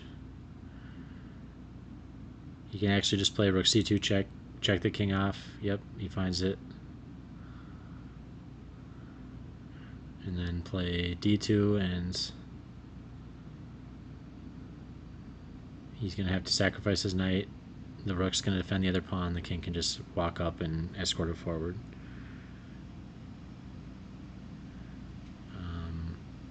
Otherwise, if he plays rook takes d2, he can play d1 equals queen, and if he plays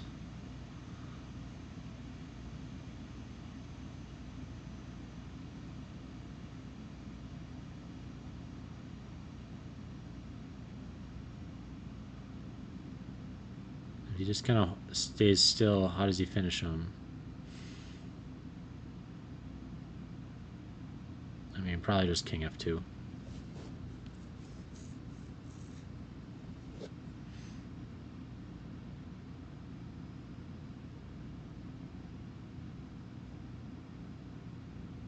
Yep, so Robert's showing his endgame skills.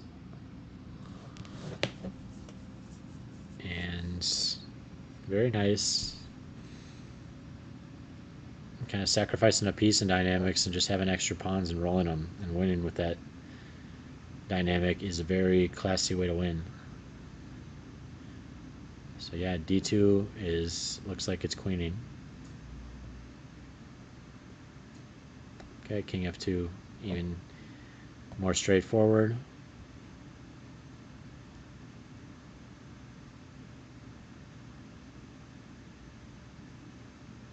And probably going to see resignation here soon. So let's jump back to Eddie against Norm. Okay, Norm picked up that pawn. Yep, so Eddie tried to defend it for a second. He just kicked it. And Eddie didn't even decide to attack the pawn, knowing Norm's probably going to just be good enough to defend it with his king. Decided to go for knight g3 dynamics. Potentially pressuring this pawn even though the knight defends it, but maybe hoping to come kick that knight and then take. Yep. But Norm can just check the king and then, okay, take another pawn. But he actually would have been better off protecting his pawn. So, yep, we can see it kind of is starting to go wrong here. Hopefully Norm can at least hold the draw here, because now we're kind of back to even eval. So that's pretty instructive. Don't keep grabbing. When you already have a nice static advantage, just let's defend that and bring the king in. We have an extra protected pass pawn, and Black's knight is actually pretty offsides, having a pretty difficult time even getting out. So, but it makes sense, you know. Eddie's got pretty good end games too, so we'll see how this even goes. I wouldn't be even totally shocked to see Black take over, but White actually had a totally lethal game against an expert, much higher rated. So impressive game by Norm, but just let it slip in the end game, and now we get back to equal.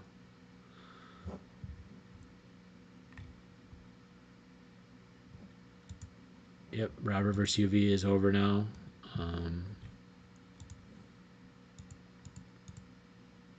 He resigned here.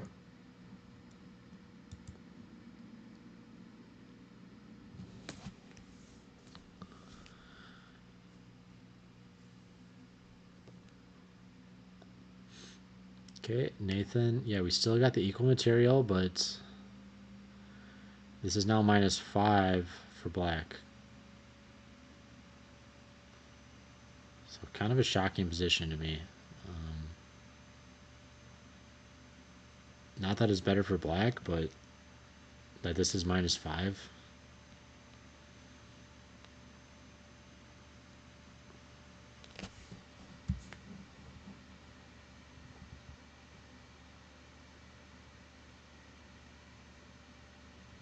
It's just the best piece that you can possibly have, just kind of an outposted square, totally dominating the board. And no good way for White to trade that guy off.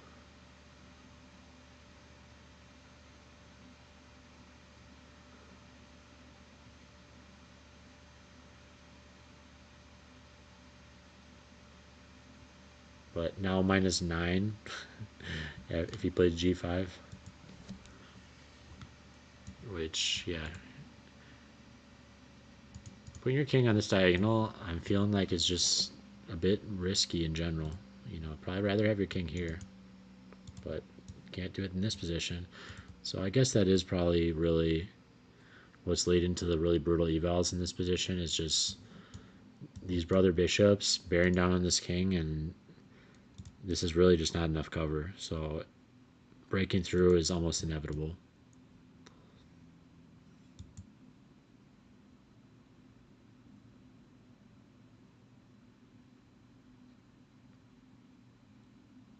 But we're going to see a conclusion here soon because both players under 10 minutes.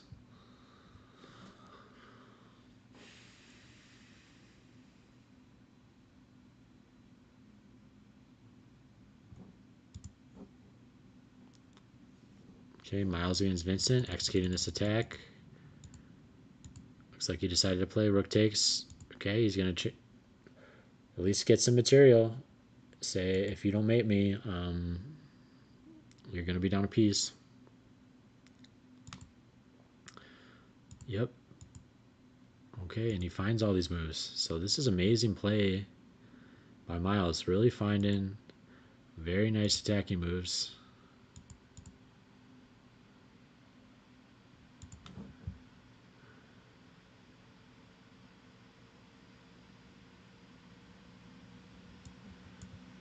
If he takes, we just got mate in 2. Pawn covers.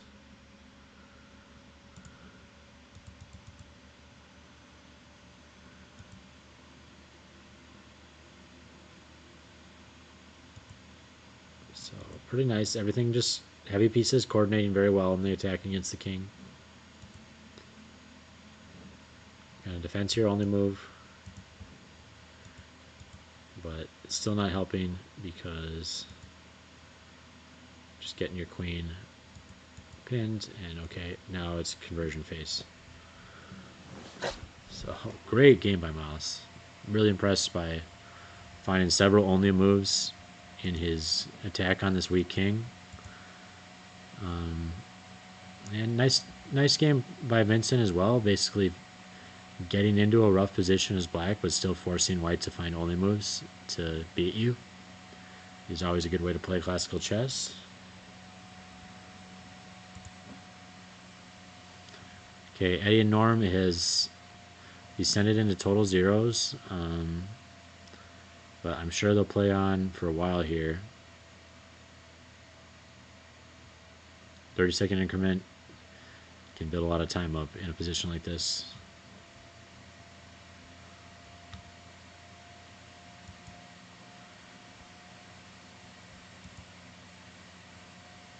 And yeah, we'll watch the conversion here, but this one's pretty much decided. This one headed towards zeros, but been back and forth the whole time with Norm getting some good advantages.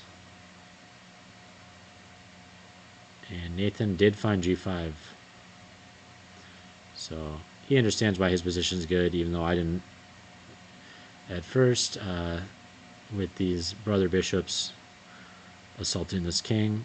And G5 is kind of the clincher move to realize your attack when all your pieces are perfectly positioned.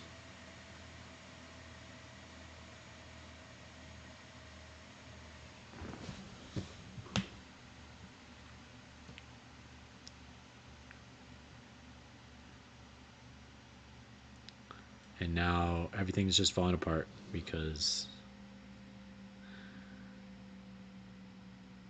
Black has perfectly placed pieces attacking your king and using that pawn lever to get one more attacker in the game.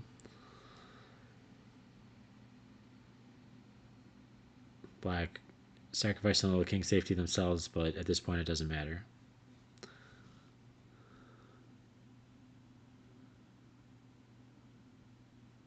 So Ezekiel tanking here, but there's not a move to find, unfortunately. Top three lines, minus 11, minus 13, minus 13. So Black completely winning at this point. Very well played game by Nathan.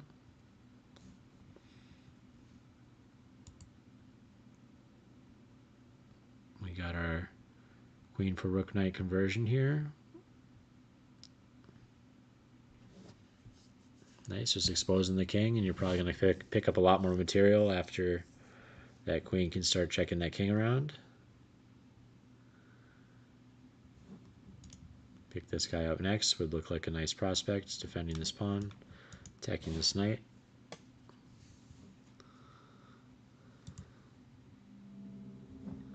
So does not look like a difficult conversion at all for Miles.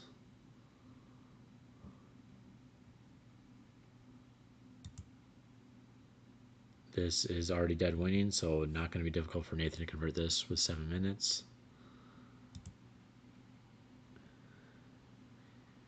And here we got total zeros unless something totally crazy happens. Definitely hoping Norm secures the draw here with his nice played game where he actually had a bunch of winning chances.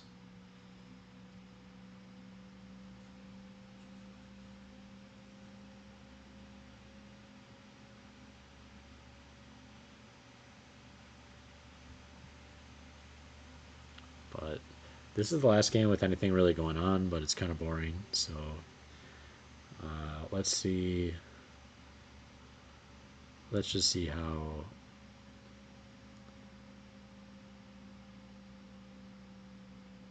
Yeah, he doesn't really have a move here, so this one also. I mean, we can sit here and watch him despair on his last position for his last 5 minutes, but I guess we can see Miles just convert this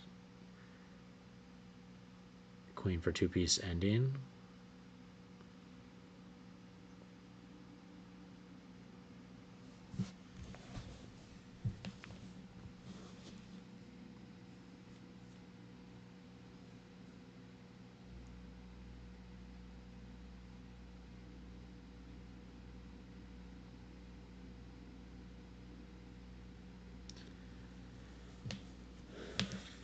And I guess I could do a quick recap of all the games here since everything's winding down. So board one, we had UV against Robert. Robert kind of played a crazy opening, but it wasn't that crazy. It turned into a just pretty nice, actually, center for him. throughout the game, but putting his king on e7, doing his usual out there things, but then just getting a really nice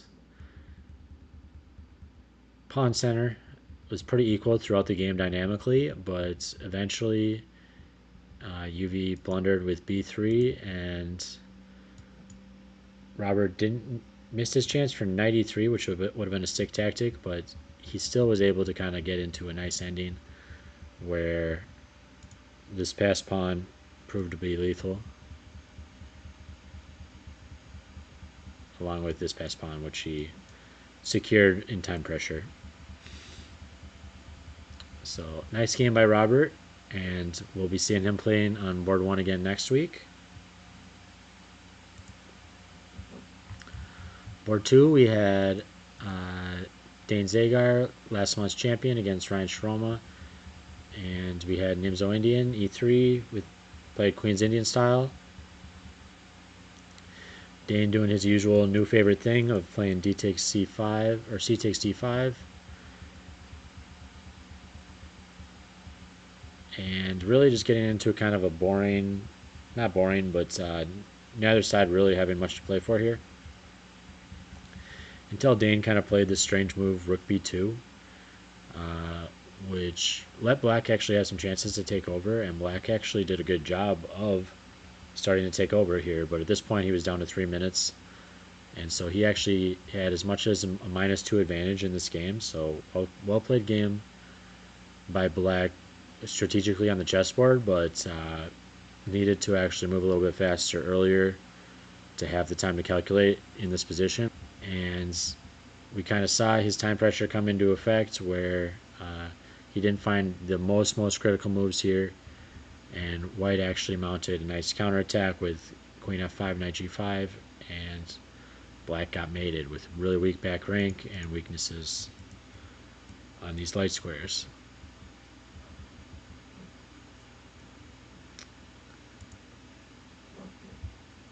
Board 3 here, we're seeing close out here, but this was a Scotch game played by Ezekiel, and Nathan, no one to shy away from a fight, so definitely probably doesn't mind playing against Scotch game. And Nathan actually got this really nice Queen h6, which must be through some nice study on his part, because this really just turned into a positional outclass where White ended up having a really weak king against brother bishops bearing down on it, and that's turning out to be totally lethal here after Black perfectly coordinated all their pieces through slow maneuvering, even at one point declining taking 2 bishops for the rook, which is a lethal material advantage, just to continue to execute this brutal attack on this king. So really showing he understands the dynamics of this position, because this strategy ended up working out perfectly. Puts his rooks perfectly on the e-file, and finally, with this pawn pinned, executes pawn lever here, and now on his way to closing out with mate in 7 on the board. So nice game by Nathan.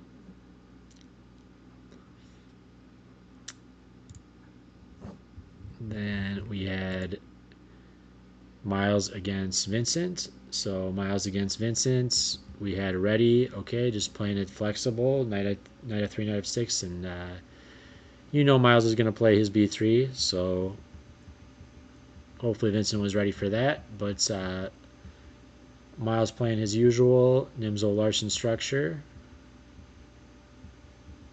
and we definitely just got a kind of typical maneuvering game. This was definitely not necessary. This really gave White a nice advantage to give up this nice entrenched knight for no great reason. And still having some development problems himself, so White really taking over in this game, but and kind of showing, yeah, you can just play positionally as White and win a lot of games by Black not totally following the development rules. But White actually had this D-file plan was pretty good, but King F1 actually was giving up a lot of the advantage. So it kind of shows in classical chess you got to kind of rush. If you want to just play these safe moves where everything's covered, everything is working, a lot of times you miss your chance. But still had a very nice position, and his strategy is working out for him ultimately. So I'm a bit quick to criticize based on the engine eval.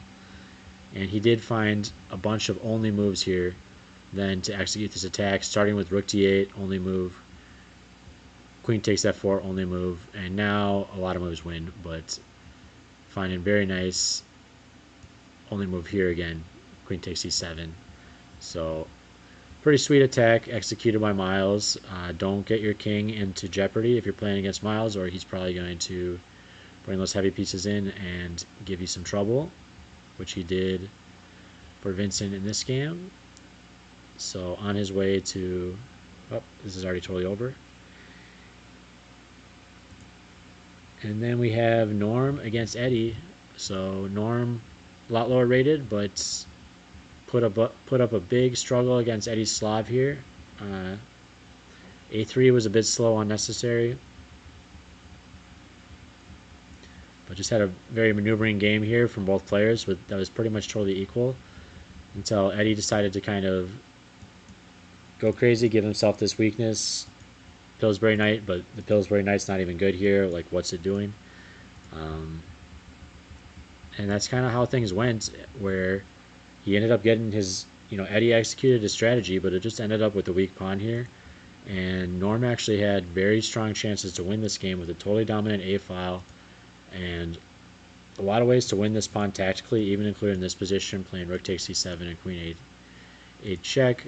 But even how the game played out, trading queens and winning the pawn just by kicking this knight, ended up with a totally winning position for Norm, and he actually could have closed this out by, instead of snapping this pawn here, if he just decided to defend his anchor pawn, he would have been on his way to coasting to a victory against Eddie.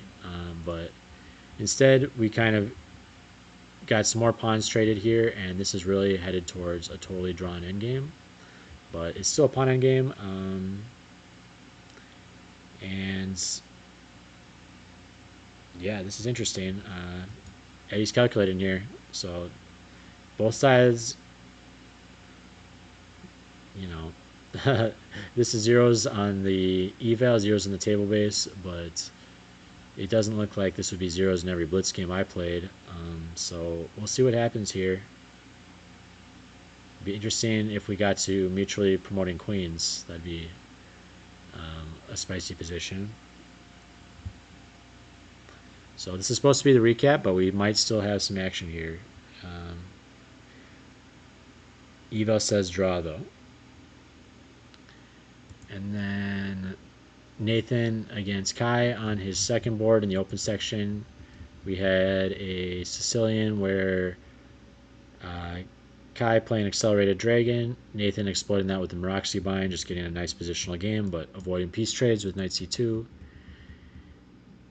Went for kind of a fianchetto structure and kind of went for a dynamic way to play against it. Instead of just blunting with the pawn, decided to blunt with the piece and maybe hope for some tactics at some point.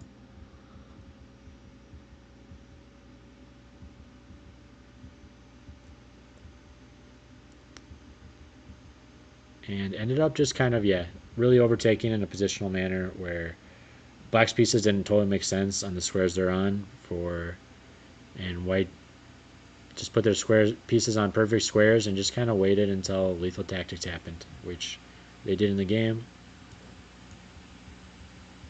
And black ended up kind of dropping a full piece and resigning. So just kind of brutal.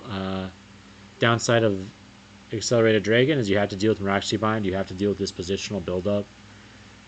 If you know exactly what you're doing, you can deal with it and just play the endgame, but it's also my choice of system as white and just really difficult to deal with, so definitely don't fault Kai for falling prey to the positional bind there. And final game here, we had Blake against Thaddeus. Some sort of anti-opening here. Looks like a Kale, but it's not. So neither side really going for intense opening theory here, or especially Blake. But Thaddeus just playing in a nice positional manner, developing all his pieces, fighting for the center. Everything's making sense here, and we have a pretty equal eval because of that. So Black equalized pretty easily out of the opening here. But White does have a nice bishop pair to play with, so got some chances in the endgame.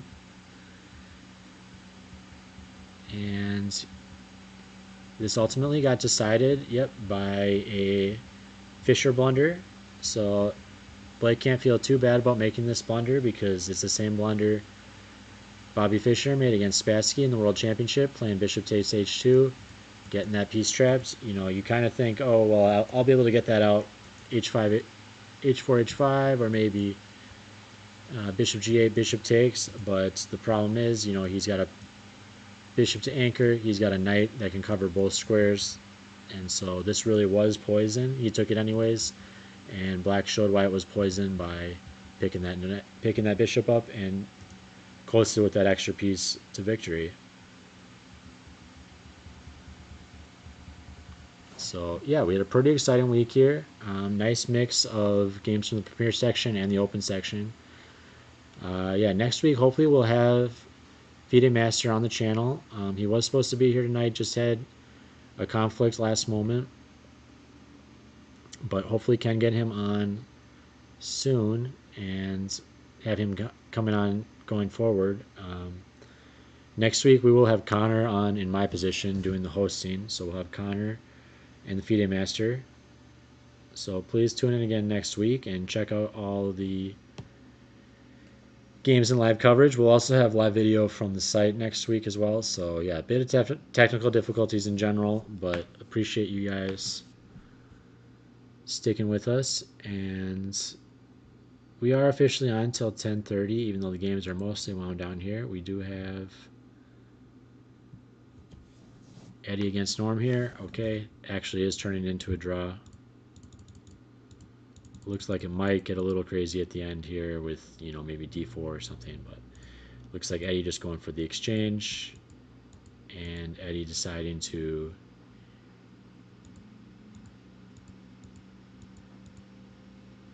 agree to the draw with Norm. So great job by Norm. Huge upset draw, even should have been a victory. And mature of Eddie, to be honest, to just decide to trade the pawns there, agree to the draw, not play d4 and press the dynamics, saying this guy's lower rated, I need to try to win at all costs. So Eddie's showing he's also kind of mature in the endings. So perfect. Well, that's the last game, and we just did the recap, so I'm going to end it here. But yeah, hopefully I'll see you guys next week, and thanks again for tuning in. Appreciate it. Bye.